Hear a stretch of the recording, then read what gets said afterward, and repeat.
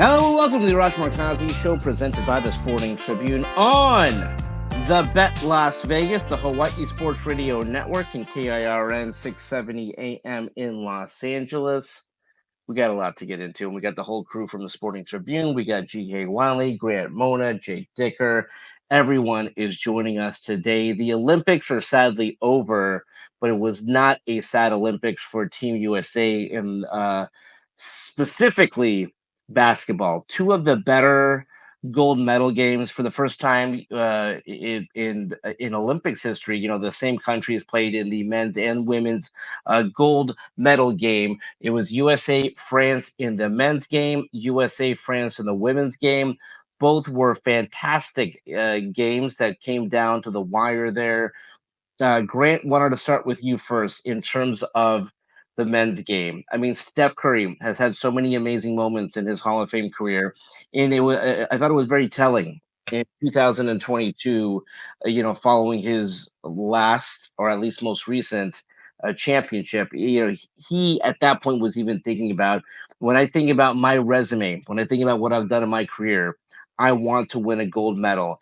And listen, there are some players who have a gold medal around their neck who, and I feel badly about this, don't feel that they played a large role in this.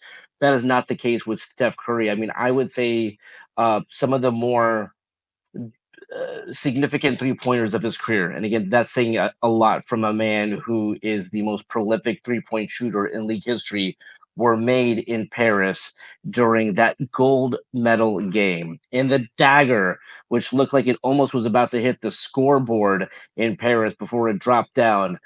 Just an iconic barrage of threes that put that game away. And again, if that doesn't happen, I don't know if Team USA wins that game. Again, a testament to France and the game that they played. And we've really talked about this entire Olympics, that France is going to be a team to look out for in 2028. But Grant, your thoughts on Team USA men? Let's start with the men winning the gold and the performance of one Steph Curry. Sensational. It finally feels good to root for Steph Curry on his side as opposed to doing it from the other side. I think a lot of NBA fans and basketball fans can relate to that because we've seen him do it on the Warriors to a lot of our favorite teams, and it's not fun, but that was fun. That was one of the best games, again, that I've ever seen. I said this about the Serbia game in the semifinal, or the second game before they got to this final, and look, I thought that was one of the better games that I've ever seen. This one probably topped it just because of the environment, the home country being the host country and the home team being that host country. Victor Wembanyama was sensational in this game as well. So you had a star, a budding superstar that's going to take over the NBA in a few years here on the France side with a bunch of scrappy role players. I mean, you go down the list of those guys on the France roster, and they could be NBA guys. Some of those guys probably deserve NBA contracts. But what Steph Curry did down the stretch is something that I didn't really expect to see. As good as Steph Curry is, as good as Kevin Durant is and LeBron James is, I did not expect to see that type of performance that we saw in the gold medal game. That three over a double team. So if I get this correctly, guys, and correct me if I'm wrong, France sent a double team off of Kevin Durant and LeBron James to go guard Steph Curry, and he still drilled it over. So they left Kevin Durant and LeBron James wide open just to go guard Steph Curry, and he still hit the shot that I feel like is still in the skies over there in Paris, France. But again, that moment, hitting the sleep kind of thing that he does, that we've seen, like I've said, many of our favorite teams have seen that over the past few years.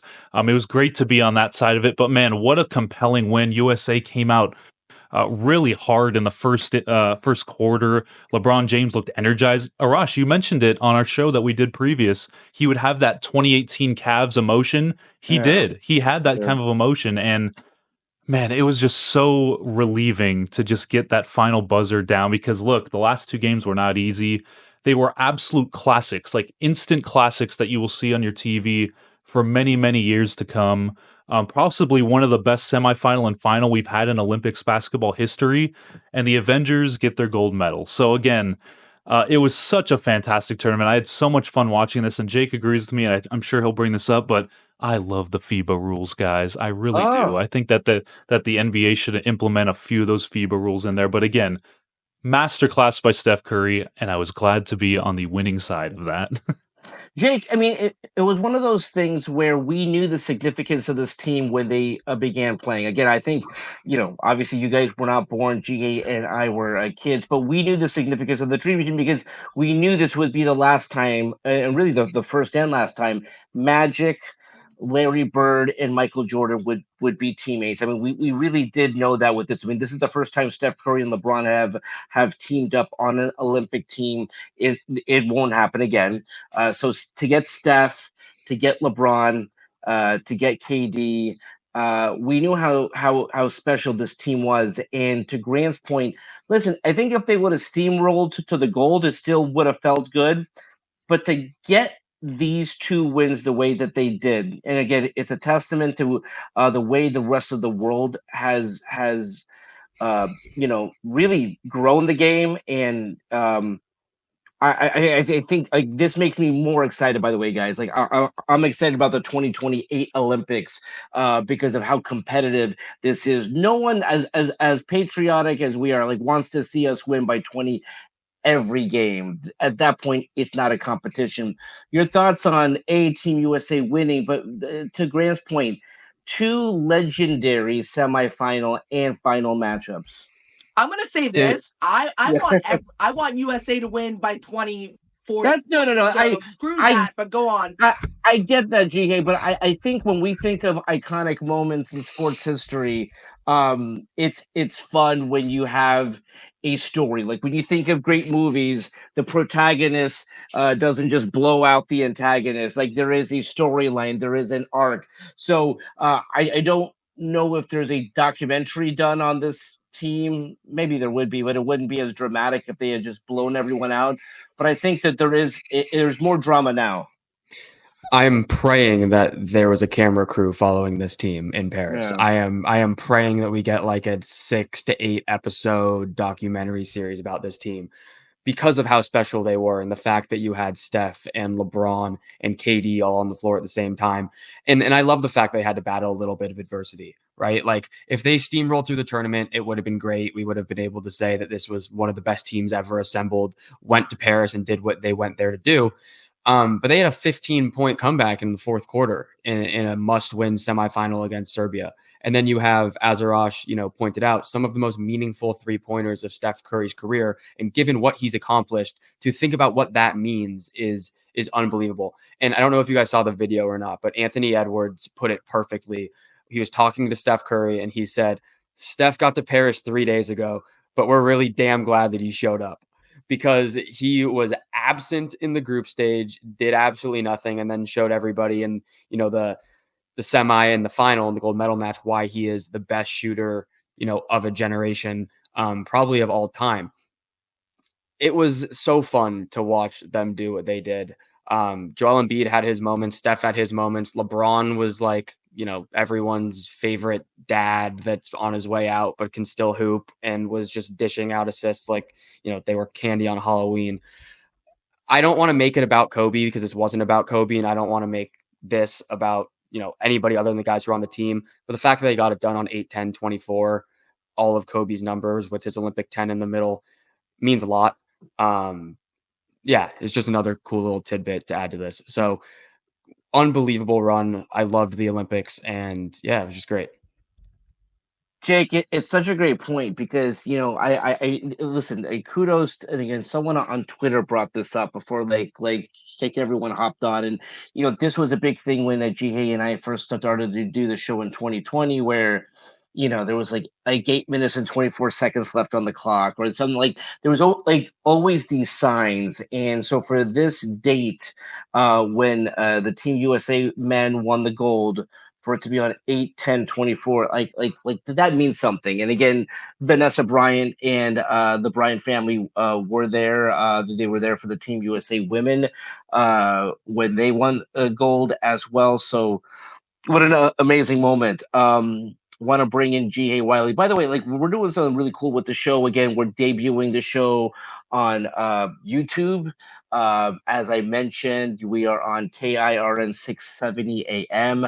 I don't know if I mentioned this before, but the significance of that dial in Los Angeles, 670, and JiHae probably remembers this. Extra Sports 690 was the first all sports talk station on the West Coast, third in the country behind the Fan in New York and in Philadelphia. So it was the third. They aired the show on 670 in Los Angeles, and it is where Jim Rome kind of got his start in the old Fallbrook Mall, Fallbrook Center in the San Fernando Valley, high atop hot dog on a stick, as he used to say. And I used to screen phone calls back then when I was in high school.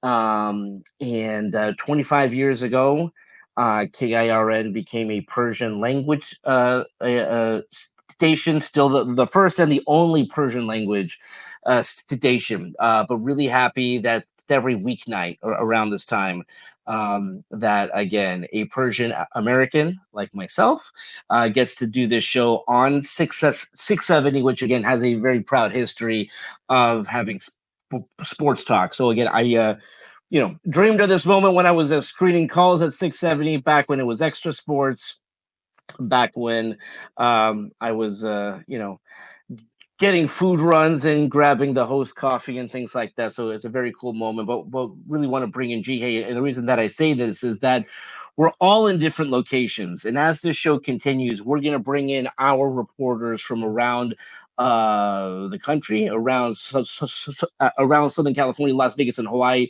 JiHae right now is inside of a beautiful wine cellar. I'm at home, and Grant's at home, and JiHae Jealous Jake's JiHae. at home. Yeah, so JiHae's probably got a nice bottle of Camus and Keenan and all this stuff, but there's some Opus One back here, guys. Okay, see, now we're talking. Now she's gonna get everyone. Yeah, so perfect segue to like LeBron, who like loves his wine. Your thoughts on this performance? Again, there's been a lot of talk about, is this the greatest Team USA team of all time? That they have been compared to the Dream Team. I really do think it's a testament to where the globalization of the game has gone. I mean, like it's in my view impossible to compare it to the Dream Team, because the Dream Team, and Grant, you brought this up, I think they only went up against a handful of players in the NBA. I mean, there's like 60, 70 players in the NBA in the Olympics this year. The Dream Team played against 8 guys that were in the NBA. Yeah, no, sorry. In this Olympics, there were giving you a moment. But no, Arash, you're right. Back in the 90s, back in 92, back in 96, like it wasn't, it was nowhere near this, right? Yeah. It was nowhere near 60 plus players that were international players that were in the NBA. So it's definitely a different dynamic. That being said, you guys are going to be so mad at me. Oh, Nobody boy. be mad at me. Please don't be mad at me. I think they underperformed. Okay. And the only reason why I say that is because of the way that I think that we had these grandeur expectations with this team, that they were like so much better than 92, so much better than 96, so much better than, the Dream Team, and that they were going to like squash, the competition. That being said, like, guys, I'm still of the mindset that Europe has caught up. We look at Serbia, we look at, Spain, we look at we look at France. I mean, France came back. Yeah. Throughout this whole entire debacle that is called FIBA basketball, and they came backwards to move forward. So I think that the U.S. is. Don't be wrong. This team was phenomenal. It was great. It was wonderful basketball. I woke up in the morning to watch this team, and I was so excited and so fired up that Steph came back and just put this team on his shoulders for that gold medal. But at the same time, I think that I think it's just our generation, Arash, because we saw Team USA, we saw the Dream Team pummel teams. We didn't see them dominate. We saw them kill teams. I'm talking 30, 40, 50, 60 points sometimes. We saw them just kill. So that's kind of my expectation when it comes to Team USA. Yeah. Should it be that? Probably not. We probably should actually see these guys just have normal, amazing, wonderful competition. I love our group chats because everybody's just tit for tat in there going like ham and being like, this is why we all love this sport, right? This is why we love the game of basketball, because of this competition and because of what these guys brought to the table. That was so beautiful, and it was such a beautiful game that we got to see USA win gold. So I'm happy. Yay, Team USA. Super psyched for the women, super psyched for the men. I'm sure we're gonna get into the women eventually, but Yeah. yeah, I'm super psyched. I'm just saying I was a little disappointed. I'm kind of disappointed in both teams, but not too disappointed. I'm obviously we were Yeah. supposed to win gold. Yeah. Listen, at the end of the day, they won gold, but I feel Yes. you. Listen, I mean, they like when you're watching that Serbia game. I mean, and as dramatic as it was in terms of the way that they came back and won. Yeah, listen, obviously there's points in the time in that third quarter when you're looking at that team down the way that they were, like not happy with this team. But to the point that we were talking about, like we have the numbers. Grant, the number of NBA players the Dream Team played against, and the number of NBA players this team played against. Jake has the exact number. Jake, what Okay. is it? Because I'm a little bit Yeah. fuzzy on it. So in 1992, outside of Team USA, there were 8 NBA players that played in the Olympics in Barcelona. Okay. In 2024, there were 51 current There NBA we players outside of Team USA, and also double-digit players who are not currently NBA but who've had played stints at some point. Okay. I mean, it's just it's night and day, and so that's the difference there. And so, I think that's great for the league, and that's great for the basketball. I mean, I am so looking forward to the basketball competition that is going to take place in 2028. I mean, and you only have to look at the draft. You only have to look at the draft where again, 3 of the top 6 players taken in this year's draft are from France. Now, will they be amazing? I don't know, but hey, like this is the globalization of the game, and I think that is a good thing. No, absolutely. I mean, it is, just it's broadened, everybody's conception of this game, and it's amazing, and I love it. And it's always been a worldwide game. My question to you guys is if we had given opportunity, I feel like we limited the game back then. Do you feel like we limited the game back then to bring in other players? I don't think so, because I think the turning point in the popularity of the game was the Dream Team, but also was like the games being on television around the world. Like again, when you talk to Dirk and you talk to Pow, and again, like, those are kind of like some of the first. When I say new generation, like they grew up watching the NBA on VHS or on television in Spain or in Germany. They remember the Dream Team, and so these seeds that the league planted, like they flourished since then. So in my view, Grant, it's not like they didn't want this, but this has taken time in our last 90 seconds here. Again, like this didn't happen overnight, but this has happened a little quicker than I thought. I did not think by 2024, and I know we had that like hiccup in 2004 when we didn't send our best, but like this is our best. In Serbia took our best and it went right down to the wire. Same with France.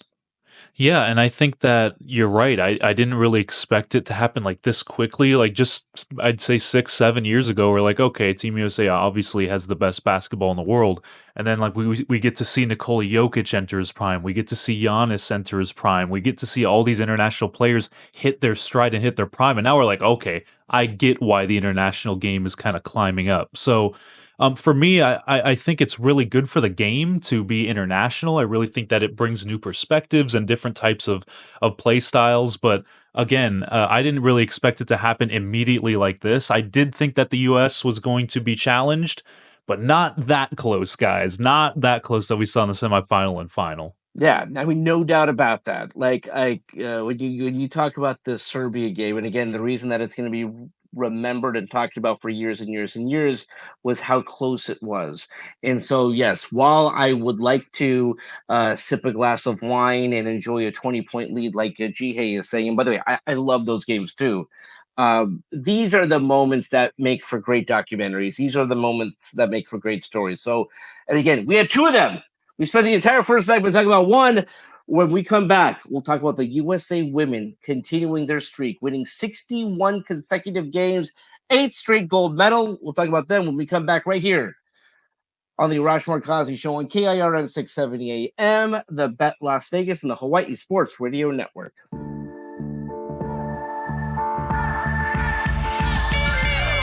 Welcome back to the Arash Markazi Show, presented by the Sporting Tribune on the mightier 1090 ESPN Radio in Southern California. I'm always going to say that KIRN 670 AM, the Hawaii Sports Radio Network, the Bet Las Vegas. Again, we were on 1090 for so long. I mean, when you say something for 4 years, you're not gonna just forget it like that. But listen, we had 2 amazing Olympic gold medal games, historic in terms of the fact that they were both USA France. It is very hard. Again, the Olympics are supposed to be a neutral site, right? Neutral playing surface, all that stuff. The fact of the matter is that the USA was the road team here. All right. Like USA was going up against France. They were getting booed. The Joel Embiid factor with the men in terms of he was getting booed. It played a role. I thought obviously that both of Team USA for the men and the women would win. I did not think the women's game would be close. That ended up being the closer game. That ended up being the game where the women were down. That ended up being the game where it really came down to a foot being a foot over the line in the last second, and why Team USA won by 1 point. And so it was an amazing competition. Going to bring back in Grant Mona, Jake Dicker, JiHae Wiley from the wine cellar, enjoying herself, no doubt. We'll see if we can get her a picture back up. If not, Grant will figure that out. But okay, listen, cool. Grant, this is really what I think of storylines. This would have been one of the bigger upsets when you talk about a team that has won 60 consecutive games. Again, I didn't expect the USA women to blow out France. I did not expect them to be trailing, and I did not expect them to win by just 1 point. We talked in the first segment about the dramatic nature in which the men won. The women's game was even more dramatic. Yeah, it's kind of weird. Like, nobody's really talking about that, and it's kind of like at the very end of the Olympics. So I feel like this should be like the one main event everyone's tuning into, everyone should be talking about. And the fact that it had to go to this close of a game against a France team that, in my opinion, look, I understand the men's French team being, head to head with the men's Team USA team. It's a really good team over there, right? They have a lot of NBA stars and could be stars. But for the women's team, I felt like Team USA should have blown them out, and I have to give a lot of credit to the French team. The fact that it came down to a 3 that had to be challenged and reviewed and looked at 40 times, just like we saw Kevin Durant's foot in 2021. Yeah. That's kind of it made me sweat a lot. But I'm really glad that the women's team got a gold. I feel like they were dominant the whole time. Like you mentioned, they've won so many games in a row to where this collective group of WNBA stars and stars across the women's game, obviously the controversy about Caitlin Clark was at the forefront of it. We really had to, they really had to deal with that for a long time, and who should be on the team, who shouldn't. We didn't get a build-up, and it's true, they didn't get a build-up like the men's. No. For them to go out there and win a gold is just a testament to how good those women are. Asia Wilson was obviously the star of the team, but you had Diana Taurasi, and you had a lot of great players on that team. And it's probably going to be Diana Taurasi's last time there. Obviously, I say that, and I said that about LeBron James. We never know. But again, it was really good to see them go out and get a gold and do it in a dominating fashion, except for the final. That one made me sweat a little bit. But at least, hey, they get to put that gold medal in their teeth and say we did it. And as you mentioned, Grant, we are in the midst of the WNBA season, so they really didn't get that sort of like, a 2 month training camp or the tune-up games again. They put a pause to the WNBA season.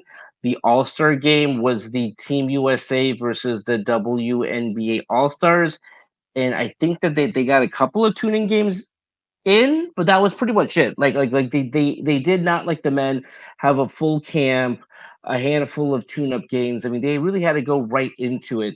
But Jake, I mean, I whenever you think of Team USA women, you think of a team that is again now won 61 straight games, 8 straight golds. So you don't think they're going to be challenged. This was their most challenging tournament yet, and certainly their most challenging gold medal game. You're not going to get any closer than a 1 point win. Your thoughts on the game? Yeah, one point I wanted to make quickly about the globalization of the men's game that we were talking about in Seg 1 is that we've really hit like a hotbed of international superstars. We have Giannis, Jokic, and essentially Wemby now all at the same time, which I think is and really Luka Doncic and Luka, even though they didn't and qualify for Shea. the I mean, if you Olympics. want to go to Canada, Shea Gilgeous-Alexander, Right. I mean, you can keep going, but I think that really is what sped up this process is the fact that we've run into generational talents across the board. It's not like they're all coming from Canada or they're all coming from Serbia. I mean, they're all over the place. But in terms of the women's game in the women's tournament, I mean, pure domination outside of the gold medal game. And I think another thing that we're not really mentioning enough is that both the men and the women were playing true road games. Yes. In the Olympics, which has to be the most intimidating thing in the entire world. I mean, if you're USA basketball, you shouldn't be intimidated by much. But I didn't expect either of these games to be blowouts. I'm sure if you talk to anyone who played on the court for either team, they'll tell you it was one of the most hostile environments they've ever played in, as it should have been. I mean, this was war. I'm glad that both teams came out on top. The KD comparison's awesome. I hadn't put that together, but it was kind of anticlimactic in the same way where we were like waiting for a review and checking to see the foot. I mean, it was pretty obvious. Breonna Stewart called it out immediately. Yeah. But just a weird way to win a gold medal. But I hate to do the thing where the one ends and we're already looking like our way too early predictions. But I've started thinking a lot about what the 2028 women's team is going to look like, and I think it's going to look pretty similar. Grant mentioned that this is probably Diana Taurasi's last hurrah, and I'm fairly certain she will not be on the team in 2028. But Asia Wilson will be back. Breonna Stewart's going to be 33. You think she's older than she is, given how much she's accomplished in her career. She'll be back. Jackie Young will be back. Sabrina Ionescu will be back. Caitlin Clark will be there 1,000,000%. I don't think they're going to make the same mistake again. I think Juju Watkins will be on the team in 2028. Cameron Brink could be on that team. Aaliyah Boston. I mean, Kelsey Plum will probably be on that team again. So that team's going to be stacked, and I am very, very excited for that. And the last thing I'm going to say is, and I cannot believe I'm going to tell Major League Baseball, my one true love, to take note from the WNBA. But if the MLB wants to grow their game, let players play in the 2028 Olympics. The fact that the WNBA took a break and let these girls go play and let their biggest stars play on the biggest stage is going to do wonders for this sport. Absolute wonders. Let me get both of your opinion on this, because so what the WNBA did, and the WNBA does agree, obviously, with how popular the Olympic game is. They put a 1 month break on the season. I don't think Major League Baseball can do that. I mean, what? And so you also don't want to penalize. I mean, so like let's just say like the Dodgers have, and again we don't know, but like if the Olympics, if they allowed Major League Baseball players like this year, and you had Mookie Betts and Shohei Ohtani or whatever, like all their global players, right?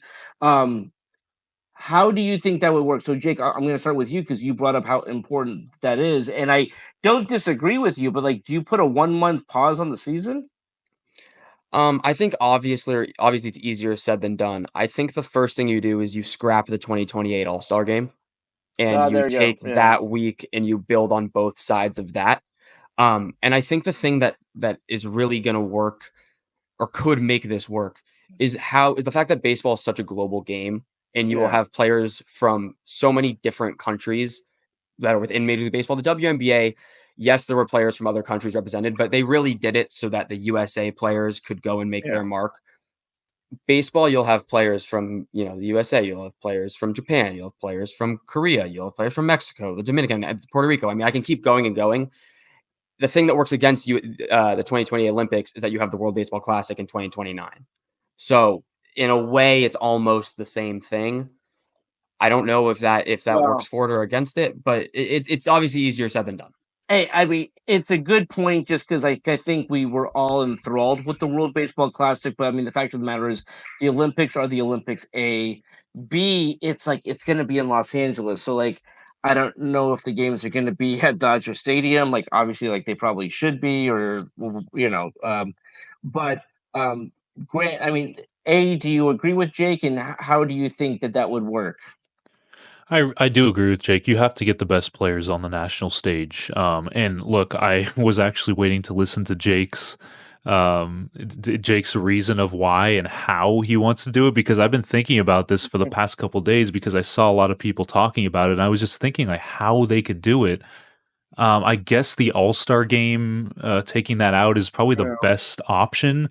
I still think the MLB All-Star game is probably the best one, so that would be a shame to see it go. But obviously, look, it's just for 1 year. We just need to see it. And Jake, I do think you're right in terms of the 29 World Baseball Classic affecting it, because players are just going to say, well, why would I go to the Olympics and perform there when I could just go, play for Team USA the next year in the winter, and I don't have to worry about the season. I don't have to worry about interrupting anything. I would just play it as, basically spring training. So I think it's imperative. I think every sport should have their best players performing on an international stage. And obviously, it's very tough with the NFL because it's, obviously that's probably the primary sport in this country. And there's not a lot of external talent out there that kind of supplements an international tournament for the NFL. But for every other sport, I think that they should. And I think the MLB should find a way to do it.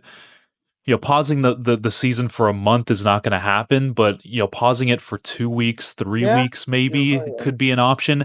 I just think that if they want to grow the game, and if the MLB really cares about lengthening the game and going for that future aspect, they really have to put their young future stars out there like Bobby Witt Jr. and Julio Rodriguez, and a lot of these guys that are up and coming and really making an impact now in the MLB. They got to find a way to do it, and I think Jake's onto something there. I also think to a certain extent, baseball's different from basketball in the sense that you don't need a 2-month training camp to mesh as a team. Yes. It's a team sport, but it's an individual game. Pitchers are still going to go out there and throw their stuff. Guys are still going to the plate looking to do the same thing. You're not relying on other guys and that necessarily, that team bonding, cohesion to really translate to success. Yeah, and again, most of these guys know each other. Again, like you mentioned, with previous international competition. JiHae, gonna loop you back in. First of all, with the women's tournament, again, I think while we're kind of sad to see the end of an era with the men and with the women as well to some degree, I think we're all very excited about what this team is going to look like in 28 with Caitlin Clark, with Angel Reese, with Juju Watkins, with Paige Buchers. Like we're very excited about the future of the game. What do you think of Team USA?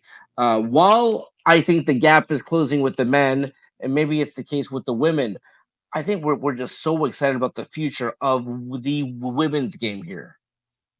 I definitely agree with you. The gap is getting closer and closer, especially with AAU basketball right now. I mean, Kobe said it best, man. It is crap. It's not good. It's just not good. I do have a question though for you guys, and it was not mentioned in the group chat. No Angel Reese on this 2028 Olympic team? Did you already mention? We did we said Okay, that okay. he's going to be in the mix, certainly. I will Okay, own the okay. fact that her name did not come out of my mouth. I will own that. Okay, That is not because I don't think she should be on the team. I didn't go to Paige. I didn't mention Paige Backers either. There are other people that are definitely going to be in consideration. Yeah. However, I think it's going to be harder than people think for a large majority of these younger girls to make that team, because the top of this team isn't that old. Breanna Stewart's going to be 33. Asia Wilson's going to be about 31. So this team, that core is still going to be there. No, I absolutely agree with you, Jake, on that one. As far as age is concerned, these girls are very, very close in age. Fortunately and unfortunately, right? Because like the gap of talent is very small. The margin's very small. I will, however, say this, man, if you can get some Paige Buchers in there, if you can get some Angel Reese in there, you can get some Caitlin Clark in there. Man, Team USA in 2028 is going to be fire. They're going to be unstoppable. These girls have dealt with something that you can't even explain. Specifically Paige Bucher, and like I know I go on my UConn tirade just like I go on my Duke tirade, but like man, that girl has been through a lot of injuries. She's been through a lot of heartache. She's been through her being on the coaching staff as well, like trying to rile up the troops kind of thing. God, if you can get her on Team USA, that'd be amazing. But that being said, you're right. It's gonna be a very narrow gap when it just comes to Team USA. I don't know if you guys know this, but like just to qualify for the swimming team, you have to make I think it's like 56 spots on the swim team, and there are thousands that are trying to make that squad. So imagine that, like just in basketball, right? Like just in women's basketball and men's basketball, like just trying to make that squad. I mean, Jason Tatum, my Dookie, didn't even make the starting squad. Wait, so and that's Jason Tatum who won an NBA title. Yeah, he barely made the bench squad. Yeah, so like let me just bring this up, just because, like, listen, we know, listen, on a 12-man roster, when you get to the playoffs, when you get to the finals, even like if you look at the stats, generally 8 guys play. I mean, when Steve Kerr was coaching the Warriors and Phil Jackson was coaching the Lakers, like look at the stats. You had your starting 5, and then you had your core 3 coming off the bench, like maybe 4. I mean, there wasn't like a 10-man, and there certainly wasn't a 12-man.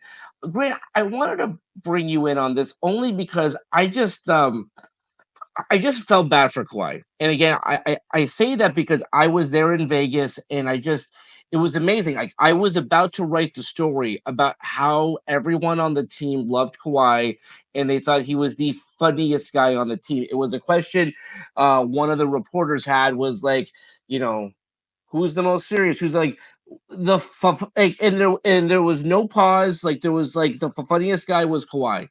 They all love Kawhi. We only got to watch the last 10 minutes or so of practice. He looked fine. And then I would have been fine if he said, listen, I'm not quite right, or I'm not comfortable being there. But when he was ruled out, again, according to Lawrence Frank and the Clippers, was like, we were disappointed because we wanted him to play. Like, and again, with the Clippers being so secretive and Kawhi not talking, we won't know what really happened. But I'm looking at the way that they played Tyrese Halliburton, right? And like Jason Tatum, to JiHae's point, like, no offense to Kawhi, because he's one of the all-time greats, and that's the other reason that I'm bummed he was there. Like, Kawhi could have done that. Like, with all due respect to these guys, like, Kawhi could have, been a really good role player, a team player, like, not played, which just sounds weird to say, but like, I still don't know, long story short, why Kawhi was not with his team, Grant. I agree with you, and it hurts to not see him. Like, I was thinking about that. I mean, obviously, it's the Clipper fan of me thinking about that. As soon as Team USA wins, it's like, I wish Kawhi was holding up a gold medal representing the Clippers. That's just being selfish, I guess, as a fan. But in terms of what, he's mentioned on many occasions, and people keep getting at me about this on social media, but he's mentioned on many occasions that he really wanted to perform in this. Yeah. He really wanted this. He wanted to be a part of the team. That's why he showed up. If he didn't want to do it, he wouldn't have showed up to training camp. Arash, and everyone knows this. And he really went through a lot of the progressions that you need to pass as a player for Team USA. And, to see him not get the nod, and again, we don't know what the situation is, but, I'm going based off what Lawrence Frank said. And he said, look, we wanted him on the team and they just said no. So again, it's unfortunate. I'm very glad that Team USA won, and to see a lot of these guys like Steph Curry get a gold medal and Kevin Durant get his 10th gold medal. It feels like, but again, I just can't help but imagine what would happen if Kawhi would have got a gold medal. If, how he would have performed on that team if guys weren't already getting low minutes. He wouldn't have contributed a lot, but again, 5-10 minutes of Kawhi is still a pretty good thing. Yeah, I mean, I think that's when, and I hope all the players are proud of their accomplishments, because it takes a lot for a great player, a team leader. I mean, Tyrese Halliburton is an amazing player, and I know he probably had some fun with, like you win first place on a group project. You didn't really do a lot. Like it takes a special group to put this team together, because you're gonna, if you're gonna put together the 12 best players, you have to realize that however you want to say it, the last 3 or 4 guys on that team are just not going to play again, because if Steve Kerr is to coach this team like he would the Warriors, and if Eric Spoelstra, who is believed to be like the next coach of Team USA, is going to coach the team, this isn't a preseason game. You're not going to play all 12 guys. You're going to have your starting 5. You're going to have a 3 to 4 man rotation coming off the bench, and like that's that. But we have so much more we're going to talk about this week, and so pumped about this new format again on the air in Hawaii, Las Vegas, Southern California. So we're going to come back tomorrow with Grant and Jake and G and the whole crew. So that's all the time we have for today. Let's do it again tomorrow. Until then, this is Arash, Markazi, and the crew saying stay safe and stay healthy.